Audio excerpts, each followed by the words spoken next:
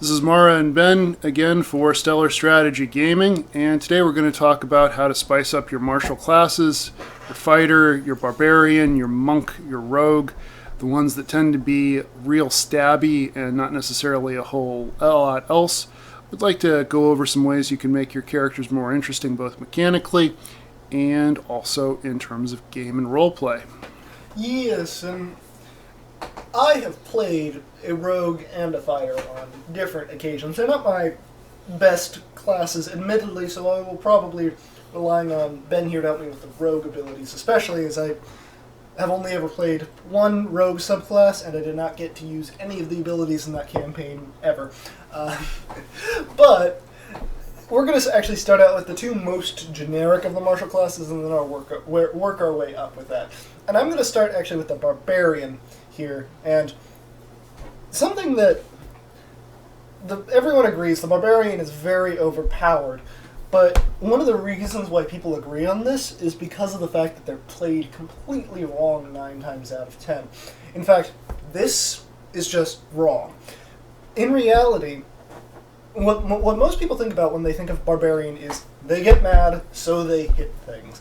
And it's a similar problem with the fighter, is that isn't all that a barbarian is. In fact, if you read The Totem Warrior, it actually describes your barbarism is actually not solely from being primitive. It's actually from the old days in the sense of you're not mad at everything, you just revert to the old ways of things. And so playing the barbarian as this brute with no intelligence and no understanding of how the world works isn't actually accurate.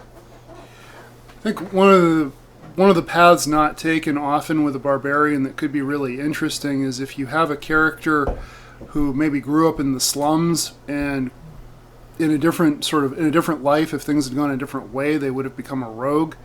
But maybe they're just bigger and stronger than they are stealthy, so they rely more on brute force. That could be a really interesting and different barbarian. And similarly with a fighter. Also, as Mara referenced, I think there's a problem with a lot of these classes that stems from bad DMing, which is that if you have a character in front of you that is something relatively simple, like a fighter or a barbarian, assuming the player is up for it, you as the DM are responsible for giving that character chances to have something to do besides just hit things.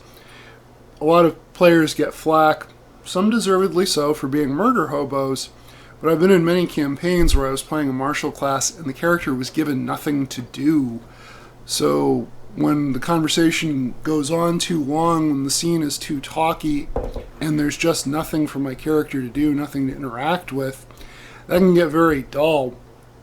I played in one campaign a multi-classed fighter rogue, and every time this character attempted to talk to anybody, the DM would request a charisma roll. It's not written in stone that you have to request a roll for everything somebody wants to do. What's your name? John Smith. Okay, if I have no reason not to believe, if the NPC has no reason not to believe that that character's name is anything other than John Smith, then there's no reason for the player to have to make a persuasion check on something like that. And when you do that, when you make the game entirely mechanics-based, you really shut down a lot of opportunities for fun and interesting roleplay. Well, and actually I'd also like to expand upon that a bit, as I am not sure exactly which campaign Ben is referencing, but I do remember one campaign where he actually walked up to someone and was talking and trying to find information. And he rolled a nat 1 on his persuasion or whatever it was, and got punched in the face and took 3 damage, which gets into the cardinal sin of believing that ability checks have nat 1s and nat 20s, but that's a conversation for another day. And the point still stands.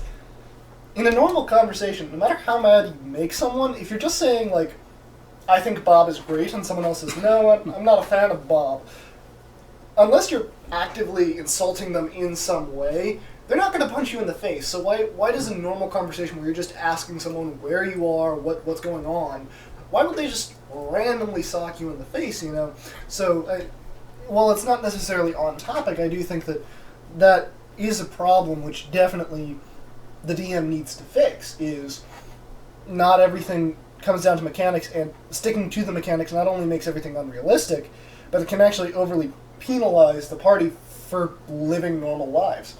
And then also focusing a bit more on the campaign, which I believe it was anyway, I was playing a fighter of a homebrew thing. I believe it was the Path of the Twin... Ether Twin. Path of the Ether Twin. And they could project a copy of themselves. My character's whole thing was that they believed that the Ether Twin was actually their sibling. They didn't perceive it as an extension of themselves. And that's a really interesting character concept. You know, you can go a lot of ways with that in a properly developed campaign. But what happened? What happened was the DM was focused entirely on the mechanics of things and less on the sort of role play. In fairness to that DM, it was his first campaign, so I think he was trying a little too hard to get it right.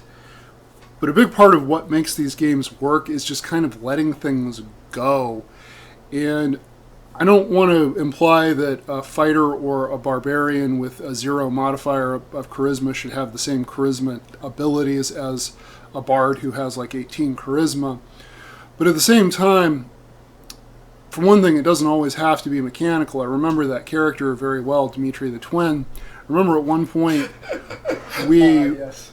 I remember at one point the party was debating something, and Dimitri said, "Let's put it to a vote," and immediately summoned his twin and said, "I agree with Dimitri."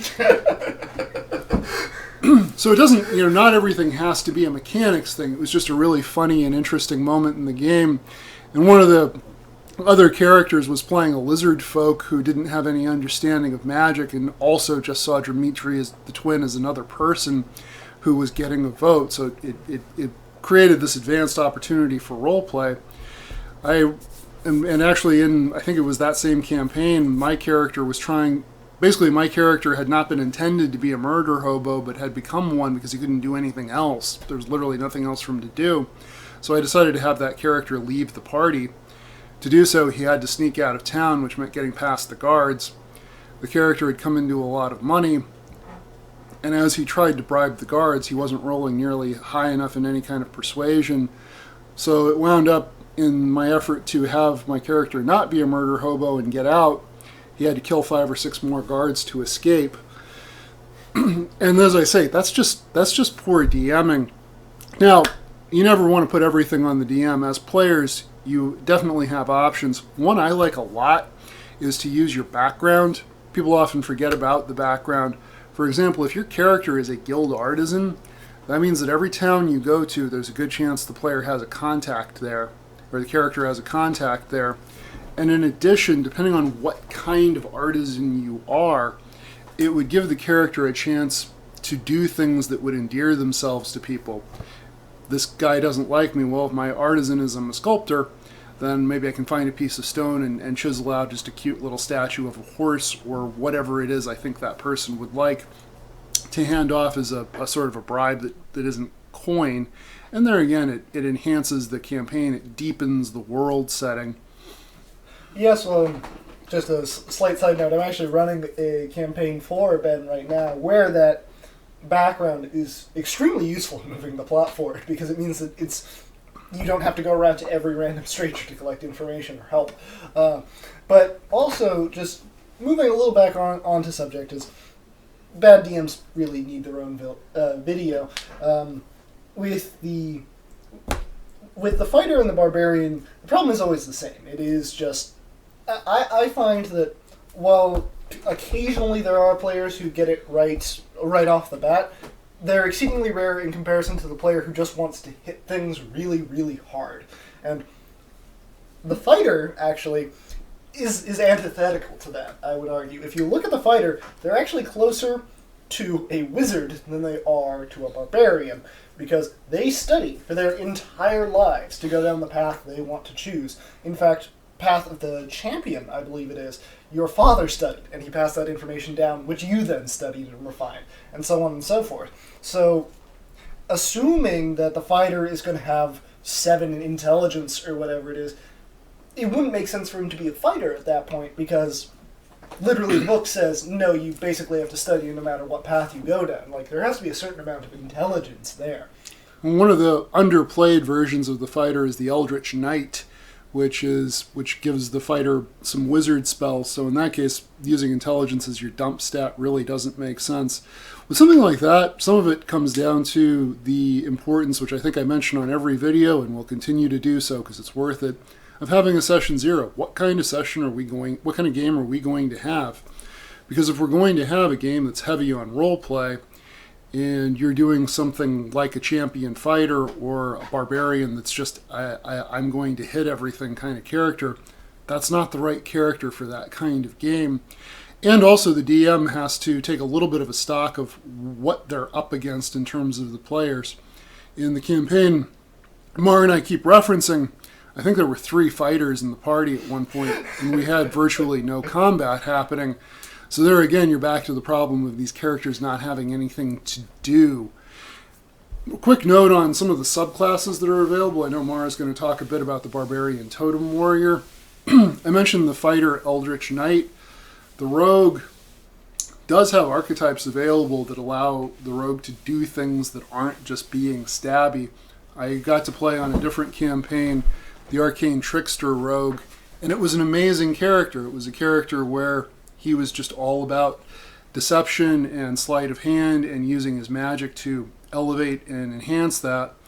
Also, multi-classing might seem like a little bit of a cop-out in this situation, but I would argue that depending on the kind of character you're playing, it can make a tremendous amount of sense. A barbarian who is also a war domain cleric makes perfect sense, and the war domain cleric's abilities do complement the barbarian very well. As a matter of fact, one of the abilities you get at the first level is the ability to use your bonus action to hit things more. Yes, and just last thing we'll really say about that campaign for the moment, but also it's a problem which, again, the more we talk about it, the more I think that perhaps the video after next we really need to do the problems with new DMs, perhaps, or how to help new DMs. But we had three fighters in the party at one point, and there was no combat, and so I believe 2 of the 3 fighters left. And then a session later, the DM finally compensated for it by adding so much incredible combat that the new wizard and rogue could not keep up. It's just that's a problem which I will be coining as DM lag, which is just running effectively a session behind what the players are doing. But focusing now more on Path of the Totem Warrior, what fascinates me so about this is its backstory and the mechanics, because very few classes integrate backstory with mechanics very well. Probably Warlock and maybe Sorcerer if you don't go Wild Magic, and Cleric. Those are the really good ones for backstory anyway. This channel's official advice on going Wild Magic for Sorcerer is to not to. Please go on. Indeed, unless you want to say for the DM to F off. But with the Path of the Totem Warrior, your power doesn't come from your muscles necessarily. It certainly helps to have 20 strength, though. But instead, it comes from a squirrel in the astral plane who was also your grandfather. And I'm not even joking there. That's basically what the book says that your totem warriors are spirits that were your parents or grandparents at some point. And so that's really interesting. You know, if you have this, I'd argue that this is one of the few cases where it is excusable to have a 7 intelligence character, because if you have a character sort of bumbling his way through the world, it's a really fun and interesting mechanic to have his parents occasionally show up as squirrels or something and be like, yeah, don't eat the poisonous berries, please. The idea of a barbarian with a fairy godmother looking out for him and keeping him from getting into too much trouble is pretty cool. What I was talking about multiclassing actually reminded me of another character that I had where I did something similar. It was a monk who had no charisma modifier, 0 charisma modifier, and I had designed the character for a one-shot campaign that turned into a long-term campaign. So that was kind of on me. I designed this interesting, vaguely psychotic character who would be fine for the one-shot, but in a long campaign wasn't as practical in terms of just not getting the party into trouble. So he became a Way of Shadow monk, and eventually, when it became clear that this character wasn't overly useful to the party and the kind of campaign we were in, I wound up taking some levels in Trickery Domain Cleric. I keep coming back to Cleric. They are probably, of the magic users, the one that I would say is the most suitable to multi-classing, and they can add the most to a character. It's a little bit cliche, but when someone has religious development, that really does add something to the character. It implies that they believe in something greater than themselves. And particularly in the world of D&D, when there seem to be as many gods as there are worshippers, why they choose the god they choose and how that influences them and what decisions they make because of it really, really adds to some interesting role play. And in the case of this particular character, part of the reason I chose that was because the party needed more healing magic, but also if you have a Trickery Domain Cleric, it has abilities that suit something like a rogue or a Way of Shadow monk just right off the bat. So don't be afraid to min-max a little bit, to build out your character in a way that makes them both more useful mechanically, but also more interesting from a story perspective. And you think about something like a fighter, even something as simple as a sort of straightforward battle master, highly trained, very military, very probably respectable soldier type who has a couple of classes in something like rogue or maybe the grave domain or death domain cleric, maybe dabbling in some magic that they're really not supposed to. That can make a fascinating character who's also a boon to the party. Yes, and also another class that we wanted to talk about was monks a bit, if I recall correctly. And monks are actually really interesting because they have magic, but they don't have magic. Ki is effectively just it's dollar store magic. But the thing that I love about monks, and most people will say, "Oh, monks aren't meant for D&D." If D&D was meant to be realistic, why are there dragons in your campaign? Why even call it Dungeons and Dragons? But again, subject for another video, which I could rant on for well more than twice the length of this video. But monks are great because they have the religion that adds to the character. They have the dedication, which means that they have character flaw. Because I would argue that devoting yourself absolutely to something is itself a character flaw. In fact, Wisecrack did a very good video on The Mandalorian, which I highly recommend if you're fine with spoilers, where they talk about how one of the problems with the character of The Mandalorian is the fact that he's so dedicated to this old way that it actually affects his ability to connect with other people, and it affects his ability to form real relationships. And with a monk, you have all of that and more. They can't have a romantic life. They can't go out. They can't have gold. They basically sustain themselves on gifts. So actually, the character I was referencing earlier, who was the murder hobo-y monk, one of the things that was interesting in that campaign is that when I announced him as a monk, people had this idea that he was going to be sort of a peaceful ascetic type, and he wasn't. My logic behind this person being a monk was that he was half drow, had escaped from the Underdark, and his adamantine weapons rotted in the sunlight as they do.